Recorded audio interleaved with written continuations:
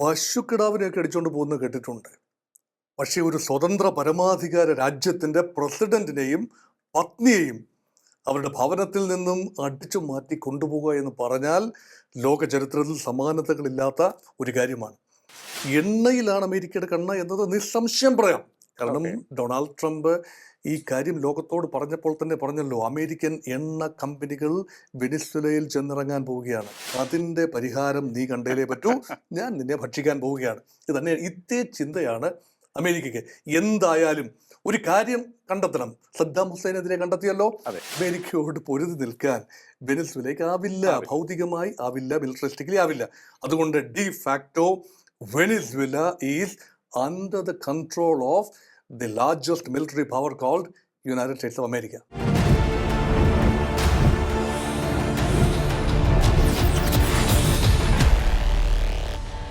നമസ്കാരം, ടോക്കിംഗ് പോയിന്റിലേക്ക് സ്വാഗതം. വെനിസ്വേലയിൽ അമേരിക്ക ലക്ഷ്യം വെക്കുന്നത് എന്ത്? പെട്രോളിയം നിക്ഷേപത്തിൽ ലോകത്ത് തന്നെ ഒന്നാമതുള്ള വെനിസ്വേലയെ ആക്രമിച്ച് അവരുടെ പ്രസിഡന്റിനെ കീഴടക്കിയിരിക്കുകയാണ്.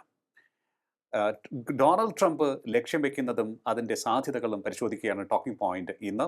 നമ്മോടൊപ്പം ചേരുന്നു രാഷ്ട്രീയ നിരീക്ഷകൻ, അന്താരാഷ്ട്ര വിദഗ്ധൻ ഡോക്ടർ മോഹൻ വർഗീസ്. നമസ്കാരം സാർ, ടോക്കിംഗ് പോയിന്റിലേക്ക് സ്വാഗതം. നമസ്കാരം. ഒരു രാജ്യത്തെ ആക്രമിക്കുകയാണ്, അവിടുത്തെ പ്രസിഡന്റിനെ തട്ടിക്കൊണ്ടുപോവുകയാണ്, ആ വാക്ക് തന്നെ ഉപയോഗിക്കാം നമുക്ക്. രാജ്യരാമാനം അദ്ദേഹത്തെയും കൊണ്ട് ന്യൂയോർക്കിലേക്ക് പോകുന്നു. ന്യൂയോർക്കിലുണ്ട് വെനിസ്വേലൻ പ്രസിഡന്റ്. ഇനി കാര്യങ്ങൾ ഞങ്ങൾ തീരുമാനിക്കും. എന്താണ് അമേരിക്കയുടെ ലക്ഷ്യം? അവിടുത്തെ പെട്രോളിയം നിക്ഷേപം തന്നെ ആയിരിക്കുമോ? അതിന് പിന്നിൽ രാഷ്ട്രീയം മറ്റെന്തെങ്കിലും ഉണ്ടോ? അങ്ങ് കരുതുന്നത് എന്താണ്? രാത്രിയുടെ മറവിൽ കോഴിക്കള്ളന്മാരിറങ്ങും കോഴിമോഷണത്തിന്. പശുക്കിടാവിനെയൊക്കെ അടിച്ചുകൊണ്ട് പോകുന്നത് കേട്ടിട്ടുണ്ട്. പക്ഷേ ഒരു സ്വതന്ത്ര പരമാധികാര രാജ്യത്തിൻ്റെ പ്രസിഡന്റിനെയും പത്നിയെയും അവരുടെ ഭവനത്തിൽ നിന്നും അടിച്ചു മാറ്റി കൊണ്ടുപോകുക എന്ന് പറഞ്ഞാൽ ലോക ചരിത്രത്തിൽ സമാനതകളില്ലാത്ത ഒരു കാര്യമാണ്. ഇവിടെ അമേരിക്ക എന്തിനിത് ചെയ്തു, ഈ സാഹസം എന്തിന് കാട്ടി എന്ന് ചോദിച്ചാൽ ഒരു ബിൽഡപ്പ് ഉണ്ട്. അത് മനസ്സിലാക്കണമെങ്കിൽ ആ ഒരു ബിൽഡപ്പിലേക്ക് പോകണം. 1976 തന്നെ അമേരിക്ക നോട്ടമിട്ടതാണ് വെനിസ്വേലയുടെ എണ്ണ. അതുവരെ വെനിസ്വേലയുടെ എണ്ണ അമേരിക്കൻ കമ്പനികൾക്ക് കയറി ഇറങ്ങി കുഴിച്ചുകൊണ്ട് പോകാവുന്ന ഘട്ടത്തിലായിരുന്നു. ആദ്യഘട്ടം നാഷണലൈസേഷൻ ഉണ്ടാകുന്നത് 76-ലാണ്. അതിനുശേഷവും അമേരിക്ക സൗഹൃദ നിലപാട് 2000 വരെ തുടർന്നു. പക്ഷേ 1999 നിക്കോളാസ് മഡൂറോയുടെ, ഇപ്പോഴത്തെ തട്ടിക്കൊണ്ടു പോകപ്പെട്ട പ്രസിഡന്റിന്റെ മുൻഗാമി ഹ്യൂഗോ ഷാവേസ് അധികാരത്തിൽ വന്നത് മുതൽ അമേരിക്കയ്ക്ക് കണ്ടക ശനിയായിരുന്നു ലാറ്റിൻ അമേരിക്കൻ മേഖലയിൽ ആകമാനം, വെനിസ്വേലയിൽ പ്രത്യേകിച്ച്. കാരണം എണ്ണ സമ്പന്നമായ രാജ്യം, വെറുതെ എണ്ണ സമ്പന്നം എന്ന് പറഞ്ഞിട്ട് കാര്യമില്ല, ലോകത്ത് ഏറ്റവും അധികം ഹൈഡ്രോ കാർബൺ റിസർവ്സ് ഉള്ള രാജ്യമാണ് വെനിസ്വേല.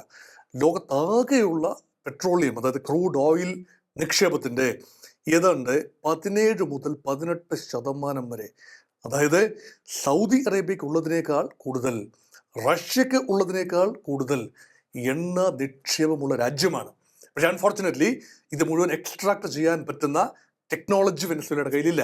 അതുകൊണ്ടാണ് വൈദേശിക ടെക്നോളജി ഉപയോഗിച്ചുകൊണ്ട് അത് ഖനനം ചെയ്തെടുക്കേണ്ടി വരുന്നത്. അമേരിക്കയുമായി സൗഹൃദമുണ്ടെങ്കിൽ സാരമില്ല. കാരണം വെനിസ്വേലയിലെ എണ്ണ കട്ടിയുള്ള ഒരു എണ്ണയാണ്, നേർത്ത എണ്ണയാണ്. പലപ്പോഴും ഗൾഫ് പ്രദേശത്തുള്ളത്, പേർഷ്യൻ ഗൾഫിൽ അത് റിഫൈൻ ചെയ്യാൻ, കെമിക്കൽ ട്രീറ്റ്മെൻറ്റ് ചെയ്യാൻ, ശുദ്ധീകരിക്കാൻ എളുപ്പമാണ്. ഇത് സ്വല്പം സങ്കീർണമായ കെമിക്കൽ പ്രോസസ്സ് വേണ്ടിവരും. അതിന് വിദേശ സഹായം ആവശ്യമാണ്. പക്ഷേ ദേശീയത മൂത്ത് അത് ദേശസാൽക്കരിച്ച് വന്നപ്പോൾ അമേരിക്ക ആകപ്പാടെ അവിടുന്ന് പുറത്തായി തക്കം പാർത്തിരിക്കുകയായിരുന്നു ഹൂഗോ ഷാവേസിനോട് കണക്ക് തീർക്കാൻ. അങ്ങനെ 2002 ഷാവേസിനെതിരെ ഒരു അട്ടിമറി ശ്രമം ഉണ്ടാവുകയും അത് ഷാവേസ് അതിജീവിച്ചു. ഒരു ഇതിഹാസ നായകൻ്റെ ഒരു പരിവേഷം അദ്ദേഹം കൈവരിച്ചു. അതായത് സാമ്രാജ്യത്വ വിരുദ്ധ, അമേരിക്കൻ വിരുദ്ധതയ്ക്ക് പൊതുവെ പറയുന്നൊരു പേരാണല്ലോ ഇപ്പോഴത്തെ സാമ്രാജ്യത്വ വിരുദ്ധ നീക്കത്തിൻ്റെ ലാറ്റിൻ അമേരിക്കയിലെ കുന്തമുനയായി നിന്നത് ഹ്യൂഗോ ഷാവേസാണ്. അതായത് ഈ സാമ്രാജ്യത്വ വിരുദ്ധ പോരാട്ടം തന്നെയായിരുന്നു ചെഗുവേരയുടെയൊക്കെ പോരാട്ടം. പിന്നീട് ആ കൊടി ഏന്തിയത് ക്യൂബൻ പ്രസിഡന്റ് ഫിഡൽ കാസ്ട്രോ ആണ്. അതിനുശേഷം വന്ന തലമുറയാണ് ഈ ഹ്യൂഗോ ഷാവേസിൻ്റെ തലമുറ. ആ കൊടി, ഹ്യൂഗോ ഷാവേസിൻ്റെ ആകസ്മികമായ മരണം, ക്യാൻസർ ബാധിച്ച് അദ്ദേഹം കിടപ്പിലായി മരിച്ചു. 2013 മുതൽ നിക്കോളാസ് മഡൂറോ അപ്പോൾ തന്നെ മുൻഗാമി ചെയ്തതിന് സമാനമായ രീതിയിൽ തന്നെ അമേരിക്ക വിരുദ്ധ ഒരു നീക്കവുമായി പോയി. അപ്പം അങ്ങനെയാണെങ്കിൽ എണ്ണയിലാണ് അമേരിക്കയുടെ കണ്ണ് എന്നത് നിസ്സംശയം പറയാം. കാരണം Okay. ഡൊണാൾഡ് ട്രംപ് ഈ കാര്യം ലോകത്തോട് പറഞ്ഞപ്പോൾ തന്നെ പറഞ്ഞല്ലോ, അമേരിക്കൻ എണ്ണ കമ്പനികൾ വെനിസ്വലയിൽ ചെന്നിറങ്ങാൻ പോവുകയാണ്. 6 പ്രധാനപ്പെട്ട എണ്ണ കമ്പനികൾ അവിടെ ഖനനം തുടങ്ങാൻ പോവുകയാണ് ഏറെ വർഷത്തിന് ശേഷം. അങ്ങനെയെങ്കിൽ അനുകൂലമായ ഒരു ഭരണകൂടം അവിടെ സൃഷ്ടിക്കപ്പെടണം. So Nicolas Maduro should be out. In comes another pro American regime. ഇതാണ് അമേരിക്കയുടെ മോഹം. ഇപ്പോൾ പക്ഷേ വെനിസ്വലൻ ഭരണഘടനയുടെ 233 അനുച്ഛേദം അനുസരിച്ച് പ്രസിഡന്റ് പദത്തിൽ ഒഴിവ് വന്നാൽ vice president will take over. അങ്ങനെ തന്നെയാണ് സംഭവിച്ചതും. വൈസ് പ്രസിഡന്റ് ഡെൽസി റോഡ്രിഗസ് പ്രസിഡന്റായി ചുമതല ഏറ്റെടുത്തു. പക്ഷേ നിയമപരമായി 30 ദിവസത്തിനുള്ളിൽ തെരഞ്ഞെടുപ്പ് നടത്തി മറ്റൊരു ഭരണകൂടത്തിന് അധികാരം കൈയൊഴിയേണ്ട ആവശ്യമുണ്ട്. പക്ഷേ പക്ഷേ എന്ന് പറയാൻ പറ്റും. ഒരു പക്ഷേ അമേരിക്ക ആഗ്രഹിക്കുന്നത്, ആദ്യം കേട്ടത് വിദേശത്ത് നിന്നും ഒരു നേതാവിനെ കൊണ്ടുവരിക, ഒക്കുമെങ്കിൽ നൊബേൽ സമ്മാന ജേതാവ് മറിയ കൊറയോ കൊണ്ടുവരിക. അവരാണ് നൊബേൽ സമ്മാനത്തിന് മെച്ചാഡോയെ കൊണ്ടുവരിക. സമാധാന നോബൽ സമ്മാനം, ട്രംപ് ആഗ്രഹിച്ച നോബൽ സമ്മാനം യഥാർത്ഥത്തിൽ നോർവീജിയൻ സമാധാന കമ്മിറ്റി നൽകിയത് മറിയ കൊറയ മെച്ചാഡോയ്ക്കാണ്. മെച്ചാഡോയെ കൊണ്ടുവരിക എന്നതായിരുന്നു ആദ്യ പ്ലാൻ. ഇപ്പോൾ കേൾക്കുന്നത് അങ്ങനെയല്ല.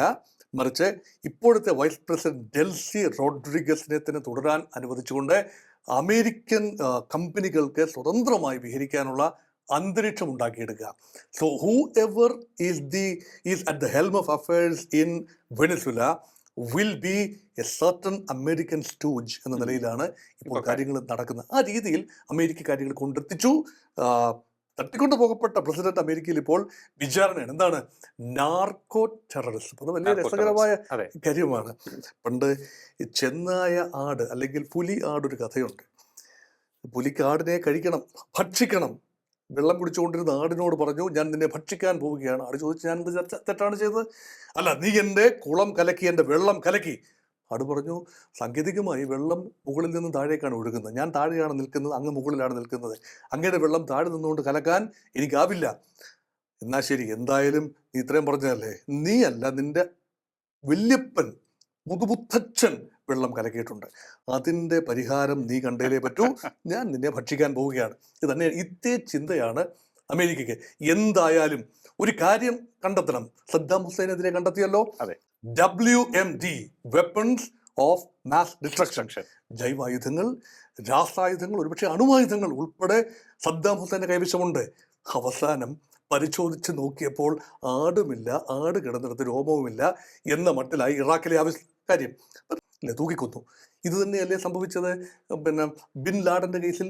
അബട്ടബാദിൽ ചെന്ന് ബിൻ ലാഡനെ തൂക്കിയെടുത്ത് വേണ്ട വിചാരണയൊന്നും നടന്നില്ല. ഇവിടെ വിചാരണയുടെ ആവശ്യമില്ല. കാരണം American trade centre, world trade centre തകർത്തത് ബിൻ ലാഡനും അൽ ഖൈദയുമാണ്. അത് കുറച്ചുകൂടി ന്യായീകരിക്കാവുന്ന കാര്യമാണ്. പക്ഷേ ഇറാഖ് എന്ന പരമാധികാര രാജ്യത്തിൻ്റെ തെരഞ്ഞെടുക്കപ്പെട്ട പ്രസിഡന്റിനെ അട്ടിമറിച്ച് കൊണ്ടുപോയി വിചാരണ ചെയ്ത് വധിച്ചതിന് സമാനം. അത് മാത്രമല്ല, വേറെ സംഭവിച്ചിട്ടുണ്ട്. 1989 ബുഷ് സീനിയർ അദ്ദേഹത്തിൻ്റെ സമയത്ത് പാനമയുടെ അധികാരി അല്ലെങ്കിൽ പ്രസിഡന്റായിരുന്ന മാനുവൽ നോറിയേഗ സമാനമായ രീതിയിൽ ആരോപണ വിധേയനായി. ഡ്രഗ് കാർട്ടലുകൾ സജീവമാണ്. ഇപ്പോൾ ട്രംപ് പറയുന്നത് അത് തന്നെയാണ്. വെനിസ്വലയാണ് ഡ്രഗ് കാർട്ടലുകളുടെ തലസ്ഥാനം. ലാറ്റിൻ അമേരിക്കയിൽ മിക്ക രാജ്യത്തും ഈ ലഹരി ഉപയോഗമുണ്ട്, അല്ലെങ്കിൽ ഉൽപ്പാദനമുണ്ട്. അവിടെ ഉപയോഗിക്കാൻ വേണ്ടിയാണ് ലോകത്താകമാനം കയറ്റി അയച്ച് അങ്ങനെ കിട്ടുന്ന പണം ആയുധങ്ങൾ വാങ്ങാനും മറ്റും ഉപയോഗിക്കുന്നു. ഭരണകൂടങ്ങളെ ഒരു പരിധിവരെ നിലനിർത്തുന്നത് തന്നെ ഈ പറയുന്ന ഡ്രഗ് കാർട്ടലുകളാണ് എന്നത് പരസ്യമായ ഒരു രഹസ്യം കൂടിയാണ്. അതൊക്കെ ന്യായമാണ്. പക്ഷെ അത് മതിയായ കാരണമാകുമോ ഒരു സ്വതന്ത്ര പരമാധികാര രാജ്യത്തിൻ്റെ പ്രസിഡന്റിനെ തട്ടിക്കൊണ്ടു പോകാനും? അവിടെ ഫോഴ്സ്ഫുള്ളി ഏതാണ്ട് 15,000-ഓളം അമേരിക്കൻ ട്രൂപ്സാണ്, സൈനികരാണ് വിന്യസിക്കപ്പെട്ടിട്ടുള്ളത്. അവരെല്ലാം പലരും അവിടെ ഇറങ്ങുകയും ചെയ്തു. കപ്പലുകൾ, 100ഓളം ഹെലികോപ്റ്ററുകൾ, ഈ 11 F-35 വിമാനങ്ങൾ, ഒരു വിമാനവാഹിനി കപ്പൽ, ഇത് വേണ്ട സർവ്വസന്നാഹങ്ങളോടും കൂടി അവിടെ നിൽക്കുകയാണ്. ഇപ്പോൾ വെനിസ്വലയുടെ വൈസ് പ്രസിഡന്റ് പറഞ്ഞിരിക്കുന്നത്, ഇപ്പോഴത്തെ പ്രസിഡന്റ് പറഞ്ഞിരിക്കുന്നത്, ഏത് ആയുധം എടുത്തും അമേരിക്കൻ സേനയോട് പോരാടും. ഇത് പറയാനല്ലേ പറ്റൂ. അമേരിക്കയോട് പൊരുതി നിൽക്കാൻ വെനിസ്വലയ്ക്ക് ആവില്ല, ഭൗതികമായി ആവില്ല, മിലിറ്ററിസ്റ്റിക്കലി ആവില്ല. അതുകൊണ്ട് de facto Venezuela is under the control of the largest military power called United States of America. അതാണ് സത്യം. ഓക്കെ. ഇതിന്റെ ചരിത്രത്തിൽ തന്നെ 1976 മുതൽ തന്നെ ഈ കാര്യങ്ങൾ തുടക്കമായി അല്ലേ? അതെ, അന്ന് മുതൽ അതെ. അമേരിക്കയ്ക്ക് ഇഷ്ടമില്ലാത്ത കാര്യങ്ങൾ സംഭവിക്കുന്നു. ഇതിനിടയിൽ അവസാനം മഡൂറോ ഒരു അനുനയ നീക്കം അദ്ദേഹത്തിന്റെ ഭാഗത്ത് നിന്ന് നടത്തി. ഞാൻ ചോദിക്കുന്ന ഒരു കാര്യം, മഡൂറോ ആ, ജനകീയനായിരുന്നില്ല എന്നുള്ളൊരു വിഷയം അദ്ദേഹത്തിന് കാര്യങ്ങൾ കൂടുതൽ വിഷമമുള്ളതാക്കി എന്ന് തോന്നുന്നു അല്ലേ? അത് വസ്തുതയാണ്. കാരണം ഹ്യൂഗോ ഷാവേസിന്റെ അത്രയും ജനപ്രീതി ഉണ്ടായിരുന്നില്ല മദുറോയുടെ പോരാട്ടങ്ങൾക്ക്. മഡൂറോ തീർച്ചയായും ഷാവേസ് ഭക്തനാണ്. ഷാവേസിന്റെ കലടികളെ പിന്തുടരുന്നൊരു ഭാഗ്യവാനാണ്. അദ്ദേഹം ഒരു ട്രക്ക് ഡ്രൈവർ, ബസ് ഡ്രൈവർ ഒക്കെ ആയിരുന്നു.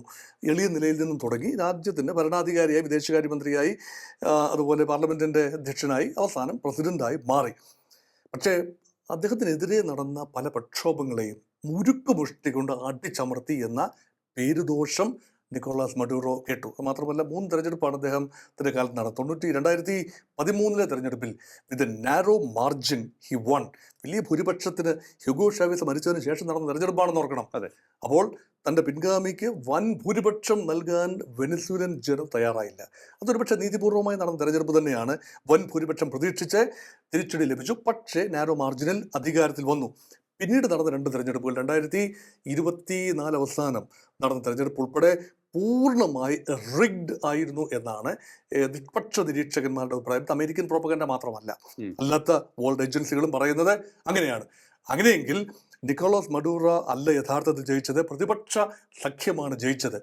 അതായത് ഈ നൊബേൽ സമ്മാന ജേതാവ് നയിച്ച പ്രതിപക്ഷ സഖ്യത്തിന് അധികാരം വിട്ടുകൊടുക്കാൻ തയ്യാറാവാത്ത മഡൂറോ സാങ്കേതികതയുടെ പേരിൽ തെരഞ്ഞെടുപ്പ് വിജയം പ്രഖ്യാപിച്ച് തുടരുകയായിരുന്നു. അപ്പോൾ സ്വാഭാവികമായ പ്രതിഷേധമുണ്ട്. അത് മാത്രമല്ല, നോക്കൂ, എണ്ണയുടെ കാര്യം നമ്മൾ പറഞ്ഞല്ലോ, അതിസമ്പന്നമായ രാജ്യം ഈ എണ്ണ മുഴുവൻ എക്സ്ട്രാക്ട് ചെയ്ത് ഇതൊരു ചെറിയ പങ്കെങ്കിലും അന്താരാഷ്ട്ര വിപണികളിൽ വിറ്റിരുന്നുവെങ്കിൽ സകല ദാരിദ്ര്യവും ബുദ്ധിമുട്ടുകളും നീങ്ങുമായിരുന്നു. ഇവിടെ വെനിസ്വേലൻ കറൻസിക്ക് വിലയില്ല. മാത്രമല്ല വെനിസ്വേലയിൽ നാണ്യപ്പെരുപ്പം വളരെ വലിയ രീതിയിലാണ്. സാധനങ്ങൾ കിട്ടാനില്ല. കടുത്ത ദാരിദ്ര്യമാണ്. 2,80,00,000 പേരിൽ ഏതാണ്ട് 80 ലക്ഷത്തോളം പേര് പ്രവാസത്തിലാണ്. അമേരിക്കയിലേക്കും മറ്റ് പല ഇടങ്ങളിലേക്കും അവർ പലായനം ചെയ്യേണ്ട അവസ്ഥ വന്നു. ഇതെല്ലാം എണ്ണ സമ്പന്നമായ രാജ്യത്ത് നടക്കുന്നു എന്ന് പറഞ്ഞാൽ അതിനർത്ഥം എണ്ണ വിറ്റ് പണമാക്കാൻ കഴിയാത്ത ഒരു അന്തരീക്ഷം. അത് അമേരിക്കയുടെ ഉപരോധം കാരണമാണ്. പല സമയങ്ങളിൽ അമേരിക്ക കടുത്ത നാവിക ഉപരോധം പ്രഖ്യാപിച്ചതുകൊണ്ട് ഈ വെനിസ്വേലയ്ക്ക് പുറത്തേക്ക് എണ്ണ ഒന്ന് ശുദ്ധീകരണത്തിന് ബുദ്ധിമുട്ട് വരുന്നു, ഡിഫിക്കൽട്ട് പ്രോസസ്സാണ്. 2, ഇത് നാവിഗേറ്റ് ചെയ്യാൻ, ഇത് കൊണ്ടുപോകാൻ ചൈനയിലേക്കാണ് പ്രധാനപ്പെട്ട കയറ്റുമതി. ചൈനയുമായുള്ള അടുപ്പം അമേരിക്ക ആഗ്രഹിക്കുന്നില്ല. Venezuela is hyperactive with China, അല്ലെങ്കിൽ China is hyperactive in Latin America. ആ ഒരു അവസരം കൂടി ഒഴിവാക്കേണ്ടതുണ്ട് അമേരിക്കയ്ക്ക്. അതുകൊണ്ട് മൾട്ടിപ്പിൾ ഡയമെൻഷൻസ് ആണ്. ഒന്ന്, കുറേ ഈ പറയുന്ന മഡൂറോ എന്ന വ്യക്തി അമേരിക്കയ്ക്ക് ഇഷ്ടമില്ല, അനഭിമതനാണ്. 2, ചൈനയുമായുള്ള സഹകരണം. 3, എണ്ണ എന്ന കാര്യത്തിലുള്ള കണ്ണ്. വിഭവങ്ങൾ, എവിടെയെല്ലാം വിഭവങ്ങളുണ്ടോ, ലോകത്തെവിടെയെല്ലാം വിഭവങ്ങളുണ്ടോ, പ്രകൃതി വിഭവങ്ങളുണ്ടോ, കച്ചവടക്കാരനായ ട്രംപിൻ്റെ ദൃഷ്ടി അവിടെ പതിയുമെന്നത് സ്വാഭാവികം. തീർച്ചയായിട്ടും അവിടെ കരുത്തുറ്റ ഒരു സേനയോ അതുപോലെ തന്നെ സർക്കാരോ ഇല്ല എന്നുണ്ടെങ്കിൽ അവിടെ കടന്നു കയറുകയും ചെയ്തിരിക്കും. തീർച്ചയായും അത് തന്നെയാണ് നമുക്ക് അങ്ങ് നേരത്തെ സൂചിപ്പിച്ച പോലെ ഇറാഖിൽ കണ്ടത്, അഫ്ഗാനിൽ കണ്ടത്, ഇപ്പോൾ ഇവിടെയും വെനസ്വേലയിലും നടന്നിരിക്കുന്നത്. ഇനി മഡൂറോയുടെ ഭാവി എന്ത് എന്നുള്ളൊരു ചോദ്യത്തിന് പ്രസക്തിയുണ്ടോ? കാരണം സദ്ദാം ഹുസൈൻ്റെ ഗതി തന്നെയാകുമോ മഡൂറോയ്ക്കും? സദ്ദാം ഹുസൈൻ്റെ ഗതിയോ നോറിയേഗയുടെ ഗതിയോ ഒക്കെ സംഭവിക്കാം. നോറിയേഗ തട്ടിക്കൊണ്ടു പോകപ്പെട്ടതിന് ശേഷം വിചാരണ ചെയ്ത് അമേരിക്കൻ നിയമം അനുസരിച്ച്, ഇതിൻ്റെ വലിയ രസം എന്താണ്, അമേരിക്കൻ നിയമം അനുസരിച്ചാണ് വിചാരണ ചെയ്യുന്നത്. വെനിസ്വേലൻ പ്രസിഡന്റിനെ അമേരിക്കക്കെതിരെയുള്ള നാർക്കോ ടെററിസം വകുപ്പാണ് ചുമത്തിയിരിക്കുന്നത്. അതായത് അമേരിക്കൻ ജനതയെ വഴിതെറ്റിക്കാനായി നാർക്കോട്ടിക് കച്ചവടം നടത്തി, നാർക്കോട്ടിക് അല്ലെങ്കിൽ ലഹരി കാർട്ടലുകൾക്ക് നേതൃത്വം നൽകി അമേരിക്കയെ വഴിതെറ്റിച്ചു. അതുമാത്രമല്ല, അമേരിക്കയിലേക്ക് ലഹരി കടത്തി, ഔപചാരികമായി അനൗപചാരികമായി ഒക്കെ ലഹരി വസ്തുക്കൾ കടത്തി. അങ്ങനെ അമേരിക്കയുടെ ആരോഗ്യം കാർന്നു തിന്നു. ആ വകുപ്പാണ് ചുമത്തിയിരിക്കുന്നത്. അതുകൊണ്ട് വിചാരണ ചെയ്യുന്നത് നാർക്കോട്ടിക് വകുപ്പുകൾ കൈകാര്യം ചെയ്യുന്ന ഒരു പ്രത്യേക വിഭാഗമാണിപ്പോൾ ഈ ചോദ്യം ചെയ്യൽ തുടരുന്നത്. ന്യൂയോർക്കിലെ ഒരു പ്രത്യേക ഇടത്ത് അദ്ദേഹം ഇപ്പോൾ തടവിലുണ്ട്. എല്ലാ വലിയ കൊള്ളക്കാരെയൊക്കെ പാർപ്പിക്കുന്ന തടവിലാണ്. ആദ്യം വിചാരിച്ചു ഗൊണ്ടനാമോ ബേയിലെ തടവിൽ ആകും എന്ന് വിചാരിച്ചു. അങ്ങനെയാണെങ്കിൽ അമേരിക്കയുടെ നിയമം അവിടെ ബാധകമാകുന്നില്ല. ഇത് അമേരിക്കയുടെ നിയമപരിരക്ഷ ഇദ്ദേഹത്തിന് കിട്ടും. പക്ഷെ അമേരിക്ക ചുമത്തിയിരിക്കുന്ന വകുപ്പുകൾ, കടുത്ത വകുപ്പ്, ഒരിക്കലും ഊരിപ്പോരാനാവാത്ത വകുപ്പുകൾ ചുമത്തിയാണ് അദ്ദേഹത്തെ ഇപ്പോൾ തടവിലാക്കിയിരിക്കുന്നത്. ഇനി അതുകൊണ്ട് വലിയ ശേഷിക്കുന്ന ജീവിതകാലം മുഴുവൻ ജയിലിൽ കഴിയേണ്ട ഒരു 63 സാഹചര്യമായി വയസ്സുള്ള നിക്കോളാസ് മഡൂറോ ഉം. ഇനി ഒരു 30 വർഷക്കാലത്തേക്കുള്ള തടവ് ശിക്ഷ അനുഭവിച്ചാൽ ആണ് മതിയാകും. ലഭിക്കുന്നതെങ്കിൽ അദ്ദേഹത്തിന്റെ രാഷ്ട്രീയ ജീവിതം തീർച്ചയായും അവസാനിച്ചു എന്ന് തന്നെ കരുതാം. ഇതാണ് വെനിസ്വേലയിൽ സംഭവിച്ചിരിക്കുന്നത്. ഒരു സ്വതന്ത്ര പരമാധികാര രാജ്യത്തേക്ക് കടന്നു കയറി അമേരിക്കൻ പട്ടാളക്കാർ അവിടുത്തെ പ്രസിഡന്റിനെ മഡൂറോയെ തടവിലാക്കിയിരിക്കുന്നു. ഇപ്പോൾ ന്യൂയോർക്കിലാണുള്ളത്. അമേരിക്കൻ നിയമപ്രകാരം അദ്ദേഹത്തെ വിചാരണ ചെയ്യും. മറ്റൊന്ന്, ഇനി വെനിസ്വേലയിൽ അമേരിക്കയുടെ തീരുമാനപ്രകാരം കാര്യങ്ങൾ നടക്കും. അമേരിക്കയുടെ ലക്ഷ്യം ഇപ്പോൾ വെനിസ്വേലയിൽ സാധിച്ചിരിക്കുന്നു. അതായത് 76-ൽ സംഭവിച്ച ആ തടസ്സത്തിന് ഇപ്പോൾ യാതൊരു തടസ്സവും ഇല്ലാതെ അവിടുത്തെ പെട്രോളിയം പ്രോഡക്ട്സ് ഊറ്റിയെടുക്കുവാൻ അമേരിക്കയ്ക്ക് സാധിക്കുന്ന തരത്തിലേക്ക് കാര്യങ്ങൾ അവർ തന്നെ കൊണ്ട് വന്നിരിക്കുകയാണ്. അതാണ് ഇപ്പോൾ ഇന്ന് ലോകം ചർച്ച ചെയ്തുകൊണ്ടിരിക്കുന്ന വിഷയം. വളരെയധികം നന്ദി സാർ, ഇത്രയും സമയം ടോക്കിംഗ് പോയിന്റുമായി സംസാരിച്ചത്. ടോക്കിംഗ് പോയിന്റ് ഈ അധ്യായം ഇവിടെ പൂർണ്ണമാകുന്നതിന് അടുത്ത എപ്പിസോഡിൽ കാണാം നമുക്ക്. നമസ്കാരം.